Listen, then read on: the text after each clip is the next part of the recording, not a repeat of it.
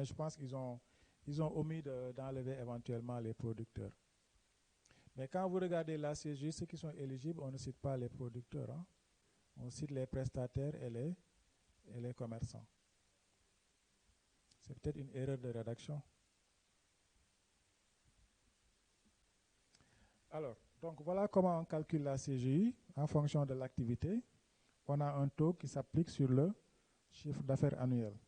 Mais dans tous les cas, le montant de l'impôt ne peut pas être inférieur à 30 000 pour les prestataires et 25 000 pour les commerçants. Donc, si on est à la CGI, on paiera toujours un impôt.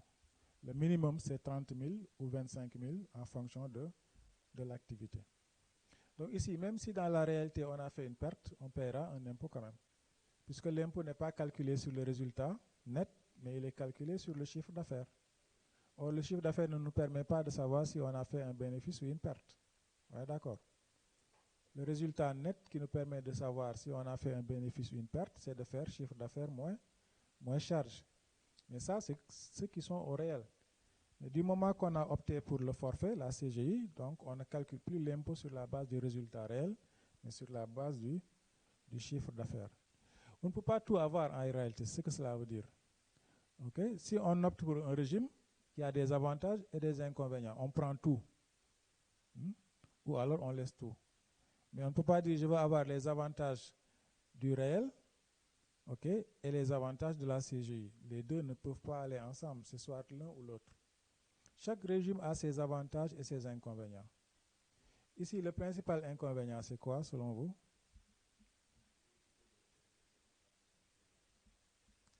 Lui, il dit l'unicité du patrimoine. Mais même si on est entreprise individuelle au réel, l'unicité du patrimoine ne change pas.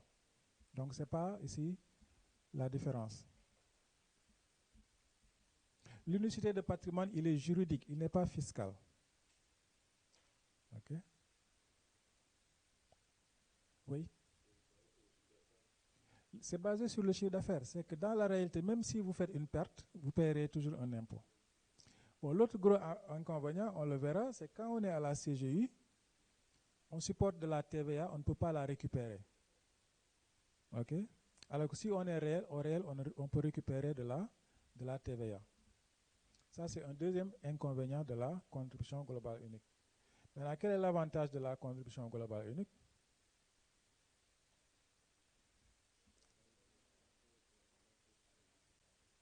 Voilà, l'impôt n'est pas élevé quand même. On a vu 5%, 2%.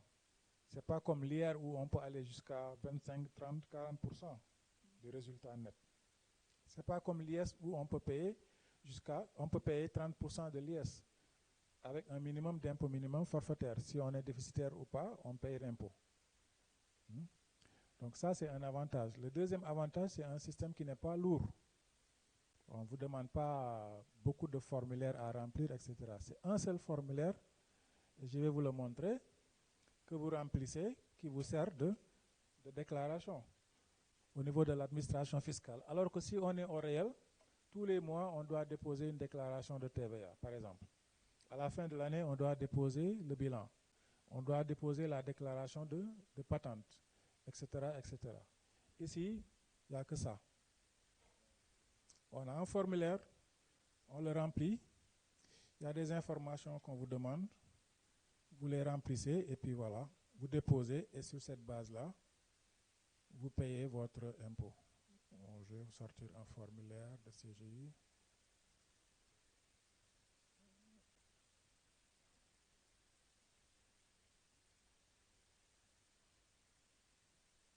Voilà, donc on vous demande de mettre la valeur globale du prix de revient de votre stock. C'est le stock initial. On vous demande de mettre le stock final. Bon, ça c'est valable pour les commerçants, les prestataires de services n'ont pas de stock. On vous demande de mettre le montant des achats de marchandises de l'année et le chiffre d'affaires selon que vous êtes prestataire, selon que vous êtes commerçant ou autre. Ensuite, on vous demande de mettre le nombre d'employés que vous avez, le montant du loyer que vous payez, et puis c'est tout. Sur cette base-là, ils ont tous les éléments pour calculer le montant de l'impôt. Donc c'est quand même simple comparé à quelqu'un qui est au réel qui doit déposer un bilan en fin d'année avec une déclaration fiscale et souscrire à toutes les déclarations mensuelles, à savoir la TVA et le reste. Donc, c'est un système qui est fait pour les petits contribuables. En réalité, il est plus destiné à ceux qui sont dans l'informel et qui veulent se formaliser leur activité. Donc, au lieu de leur compliquer la vie avec des bilans, des contrats par-ci, par-là, on leur dit, écoutez, tout ce dont on vous demande, c'est de tenir un carnet où vous mentionnez les recettes que vous faites tous les jours, les dépenses que vous faites tous les jours. Vous gardez vos factures et au mois de janvier de chaque année, vous venez nous voir, on vous donne un formulaire et vous le remplissez. Souvent même, ce n'est même pas le commerçant qui le remplit, il y a des consultants qui passent avec leur sacoche là. Ils font le tour des marchés, ils leur permettent de remplir les formulaires. Ils déposent aux impôts, ensuite ils calculent le montant de l'impôt et ils le payent. Et c'est un impôt qui est payable en 3 tranches. Donc vous faites le tiers que vous payez en mars, l'autre tiers en avril et le solde au mois de juin, juillet. Donc vous le divisez par 3. Donc on voit que c'est assez simple comme impôt et mode de détermination de l'impôt. Est-ce que c'est clair? Oui?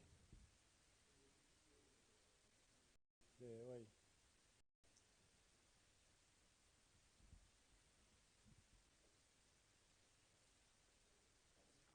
Je disais pour les boutiquiers ou bien les ateliers de menuiserie, tout ça là, comment ils font pour s'acquitter des impôts?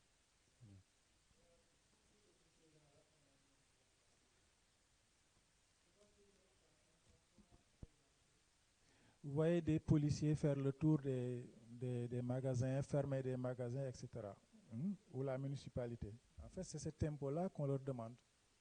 On vous dit, est-ce que vous avez payé votre impôt? Bon, eux, ils l'appellent PPA. Mais en réalité, c'est la CGI. Parce qu'ils savent que c'est des gens qui sont dans l'informel, qui ne sont pas au réel. Ils ne tiennent pas de comptabilité, ils ne déclarent pas. Okay? Mais on a créé à côté un système assez simple qui leur permet quand même de payer leur impôt. Et c'est la CGI. Donc ces gens-là, s'ils viennent dans votre boutique, ils vous disent où sont vos quittances d'impôt. Vous dites je n'ai rien fait. Ils vont calculer le montant de la CGI en faisant une approximation. Peut-être votre boutique fait 10 millions l'année. On va faire 2% de 10 millions et voilà le montant de votre impôt et vous payez. Si vous ne payez pas, on ferme votre boutique. C'est pour ça qu'ils font le tour avec les policiers et autres. Ces gens-là, ils sont éligibles à la CGI. Bon, ne vous méconnaissez pas, hein, les boutiquiers que vous voyez là, ils tiennent une comptabilité. Hein. Ils ont un petit carnet là, à leur manière quand même. Ce n'est pas une comptabilité formelle qui respecte les dispositions du SUSCOA, mais ils ont leur petit carnet où ils mentionnent leur chiffre d'affaires, ils mentionnent les crédits qu'ils ont accordés aux gens, et même de temps en temps, ils ferment pour faire l'inventaire, parce que pour eux, ils doivent payer la zakat et autres là. Donc, ils ont des éléments d'appréciation de leur comptabilité. Maintenant, ils ont locaux. La patente est un impôt local. La